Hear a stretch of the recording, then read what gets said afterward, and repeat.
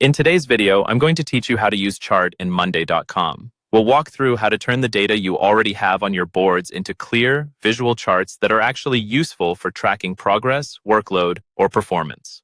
By the end, you'll know exactly how to set up a chart, customize it, and focus only on the information that matters most to you.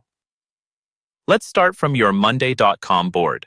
At the top of your board, you'll see a plus icon labeled Add View. Go ahead and click that.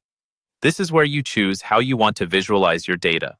From the list of options that appears, select Chart. Monday.com will open a new chart view that's connected to the data on your board. Once the chart opens, you'll want to choose what kind of chart best fits the story you're trying to tell.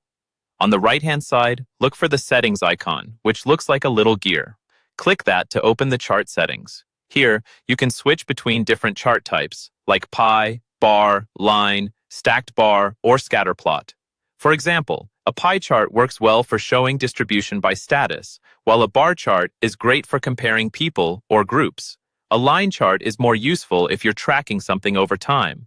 Next, you'll define your x-axis, which is the way your data is grouped or categorized. In the settings, choose what you want to categorize by. Common options include status, person, or group. If you pick status, your chart might show how many tasks are done, in progress, or stuck. If you pick person, you'll see how work is divided among team members. Choosing group can help you compare different sections of your board, like projects or departments. After that, you'll set up your y-axis, which controls what you're actually measuring.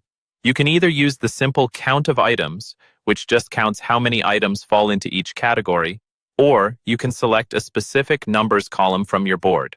For example, you might pull in a budget column to see total cost per project, or an hours column to see how much effort is going into each status or person. Finally, refine what you see using filters and sorting. Click the filter icon at the top of the view.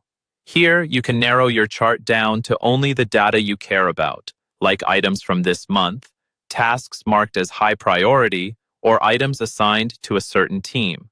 This step is especially helpful when your board is large and you only want to visualize a specific slice of information. Once you're done, your chart will update automatically as your board changes, giving you a live visual snapshot of your work in Monday.com.